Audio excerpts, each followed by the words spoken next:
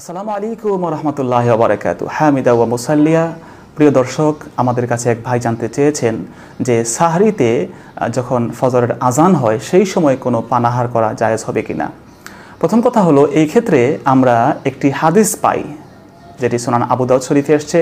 রাসূল করিম সাল্লাল্লাহু আলাইহি সাল্লাম বলে দিয়েছেন, যখন তোমাদের কেউ আজান শুনবে ওয়াল ইনাউ ফি ইয়াদিহি, আর এমত অবস্থায় তার হাতে কোনো গ্লাস থাকবে, তাহলে সে যেন তার প্রয়োজনটা পূরণ করে নেয়। এই হাদিসকে কেন্দ্র করে কেউ কেউ বলেছেন যে যদি আজান চলে এই অবস্থাতেও পানাহার করার সুযোগ আছে, যতটুকু তার প্রয়োজন তার হাতে আছে বা তার প্লেটে আছে অতটুকু সে খেতে পারবে। কিন্তু অধিকাংশ আলেম, জমহুর উলামায়ে কেরাম বলেছেন যে না, এই হাদিসের উপর আমল করা যাবে না। কেননা এই হাদিসটি রাসূল আকরাম সাল্লাল্লাহু আলাইহি ওয়াসাল্লাম যখন বলেছিলেন সেই সময়টিতে একটি আলাদা ডাক দেওয়া হতো, সাহারি শেষ হয়েছে, এটি বলেছেন আনোয়ার শাহ কাশ্মীরি রাহমাতুল্লাহ আলাইহি। অর্থাৎ এটি ফজরের ওয়াক্ত হয়ে যাওয়ার পরে যে আজান, সেই আজানের পরে খাওয়া যাবে বিষয়টা এমন নয়।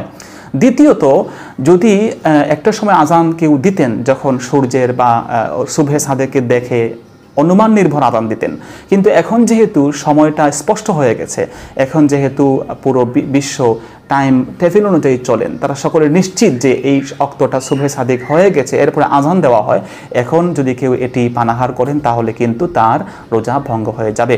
যেহেতু আল্লাহ সুবহানাহু ওয়া তাআলা বলে দিয়েছেন সূরাতুল বাকারার মধ্যে, কুলু ওয়াশরাবু হাত্তা ইয়াতাবায়্যানা লাকুমুল খাইতুল আবয়াদু মিনাল খাইতিল আসওয়াদি মিনাল ফাজর। আল্লাহ বলছেন তোমরা পান করো, পানাহার করো ততক্ষণ পর্যন্ত সুবহে সাদিক হয়ে যায়। তো সুবহে সাদিক হওয়ার পরে পানাহার করলে রোজা থাকবে না, এটিই নিশ্চিত কথা।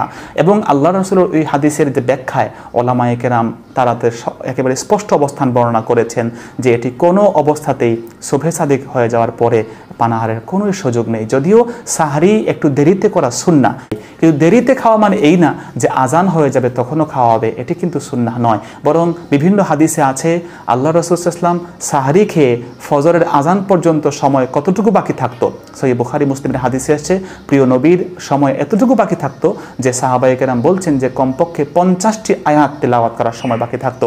এজন্য আজান যখন হবে, মুয়াজ্জিনরা কিন্তু এখন সতর্কতার জন্য 1-2 মিনিট পরেই আজান দেন। আজান হবে আর আমি কিছু খেয়ে নিব, রোজা হবে, আসলে এই বিষয়টি এমন নয়। আশা করি আল্লাহ সুবহানাহু ওয়া তাআলা এই বিষয়টি খেয়াল করার তৌফিক আমাদেরকে দিবেন।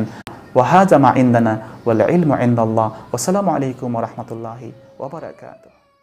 ঢাকার বিভিন্ন স্থানে সীমিত মূল্যে ফ্ল্যাট বুকিং করতে যোগাযোগ করুন 01715 382174 পার্কল্যান্ড হাউজিং লিমিটেড।